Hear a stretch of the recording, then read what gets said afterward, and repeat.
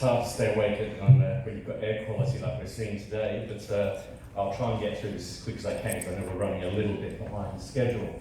What I want to do today in terms of talking about energy efficiency and renewables is really to give you an update on where we're at with RE100. The last time we did this event, just over a year ago, we'd only just started to roll out RE100. We didn't have a single member, and I'm glad to come here today and report to you that we're getting some really strong positive progress. So I want to give you a quick bit of a progress report on that.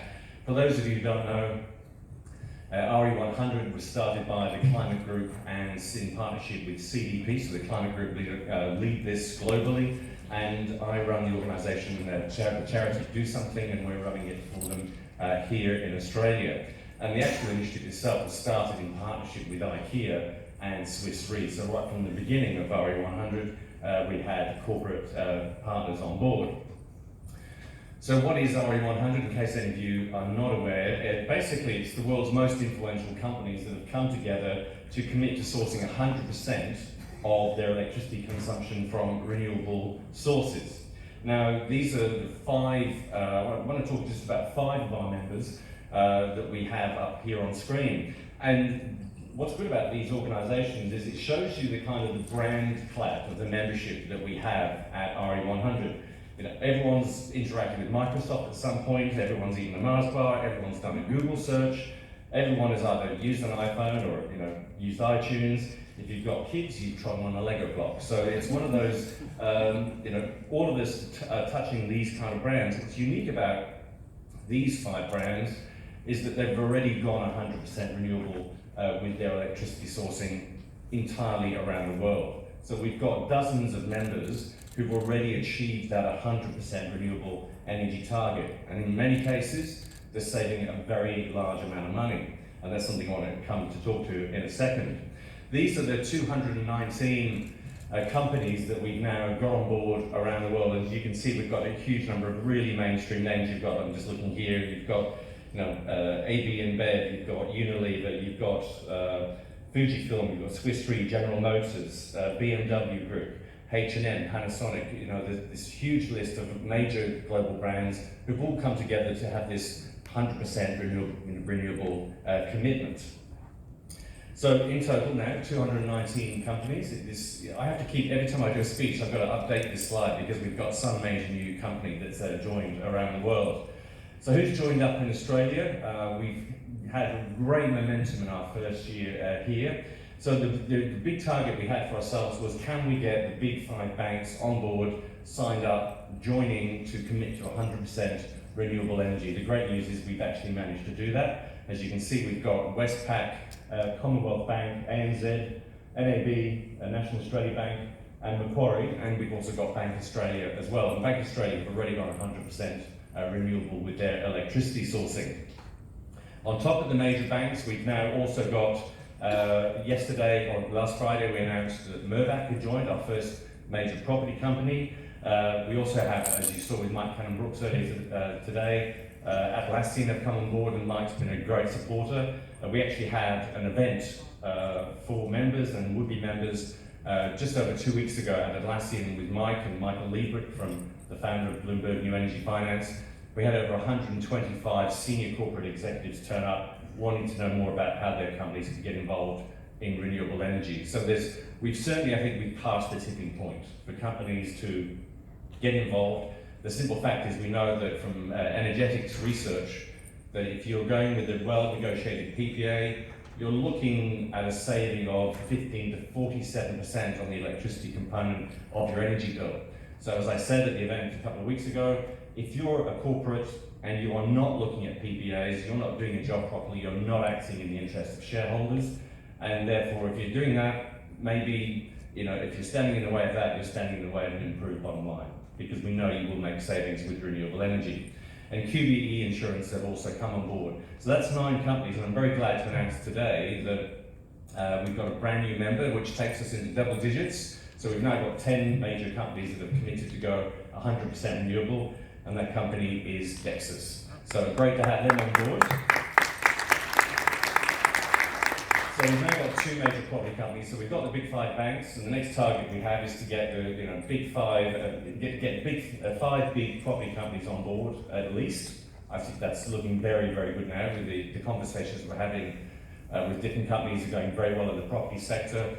Data centers is one of the next big targets that we've got. We're having very good conversations there. We're about to make an announcement on that side, hopefully by next week or the week after. And then we're also looking at the insurance sector as well. So we're making some great progress. And the aim of this is to really mainstream in Australia that there is an alternative. This narrative we're hearing that renewables are a wrecking ball for the economy, they're a wrecking ball for business. We're showing demonstrably that is a totally false claim that is being put out there. That if you can have the big five banks and all these major companies getting on board and going 100% renewable, and they're saying that it's actually good for their bottom line, well, it is. It doesn't matter what your viewpoint is. The contracts show that they're saving money, and that's what's exciting about RE100. It's about leading by example at that corporate level, and it's fantastic to have so many companies on board. In fact, in Australia, we have 80 multinationals, that's 80 multinationals, have joined up to RE100, have local operations here, and are now starting to source renewable energy. In some cases, have already gone 100% locally. So let's add that up, in terms of, it's very nice having brands, what is the actual real world change that we're bringing about? If you added up all the electricity demand from RE100 members, you're looking at about 220 terawatt hours a year. To put that in context, Australia is about 240 terawatt hours per year. So our members together are closing in terms of energy demand. We're not far off what Australia is, and they're all going up 100%. If the businesses can do that, there's no reason why Australia shouldn't be doing the same as well. And in fact, if we were a country, we'd now be the world's 21st largest electricity user. And what's nice is as we get more and more businesses joining, we're creeping up that league of energy users, which is exciting.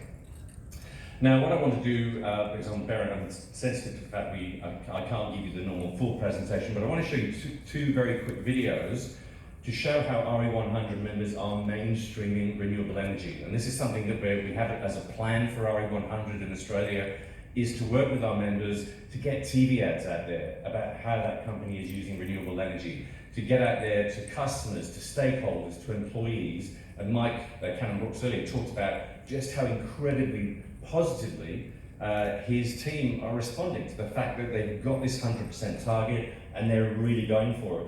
And it brings people together, especially younger employees who may be getting disenchanted when they look at how climate change is not being dealt with the speed that we need to move. When you get a company making that 100% commitment, it gets people really on board. So I want to show you two quick videos. They're both from Anheuser-Busch. So in America, I'm going to show you what they're doing with Budweiser. Everyone knows Budweiser in America is hugely popular. So I'm going to show you how they're promoting renewable energy with Budweiser. You'll see that they've even been putting it into the Super Bowl ads, which, as you know, are the most expensive ads you can buy. And then I'm going to show you what the local subsidiary, Carlton and United Breweries, did with the AFL Grand Final. So let's have a look at the first video. Now to a dire warning about climate change. All right, so this is what we've already done, right? We've warmed the planet since 1900. Climate change is a serious problem we can't ignore. As one of the largest breweries in the U.S., Budweiser believes we are responsible for doing our part to help. So we became the first major beer brand in the U.S. to brew with 100% wind power.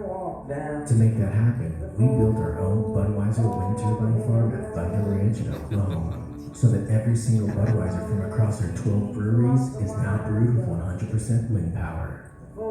We also created a symbol to stamp our commitment in every beer we produce, so we can spread this message to the world. But this was bigger than our beer, so to inspire others and start a global conversation about clean energy, we launched this initiative with a beautiful and inspiring spot in the biggest stage of all, the Super Bowl. But we didn't just stop there. We literally brought wind power to the Super Bowl as well. Budweiser is helping power the Super Bowl all the way in Atlanta. The company announced it plans to offset 100% of the energy used to power Super Bowl weekend with clean, renewable energy. And even our outdoor ads were powered by the wind too. We invited other brands to adopt our symbol to represent their own commitment to clean energy. By switching to renewable energy, we led the way, and other breweries all over the world joined in our commitment, making a huge global impact. How many deaths will it take to... Because of our commitment, the world started talking about the importance of renewable energy from wind power. But more importantly, our movement is already removing 300,000 tons of CO2 per year, the equivalent of more than 700,000 cars from the road in the next 10 years. It was never just about brewing an eco-friendly beer. It was also about brewing a better tomorrow. Okay, what I want to do is, you've got to have the Aussie version of that. And needless to say, you need a cold, hard beer when you're with this ad, so let's have a look at this. When we clock on, it's there, ready to squeeze the sweat from our burnt brows. While we're trying to earn our bacon, it's trying to turn us into it. Oh, the times are changing. Soon the sun will be working for us, because in 2020, VB will be brewed with 100% solar. So next time the sun is making you hot, just remember that it'll also be making you a cold one. Go. How great is that? You know, you imagine like what the journey has been for all of us in the last 10 years, where we've gone from being scolded as being unrealistic, you know, never will we get to 20% renewable energy targets. We were irresponsible economically, fiscally, it was damaging the economy. We've now got ads in the Super Bowl showing just how great renewable energy is, how important smart energy is, how important energy efficiency is. And what's great is when you look at, say, Combank, who were the first company to sign up to RE100, before they did the renewable energy, they halved their use of energy use against their 2009 baseline. So we're seeing demonstrable change, real change that I think can inspire people. And what we're hoping to do over the next year is get at least 20 other companies on board going 100% renewable by a set date, reporting on that on an annual basis as to their progress. That's what RE100 is all about, is stop talking about it and just go on and do it. Thank you for listening.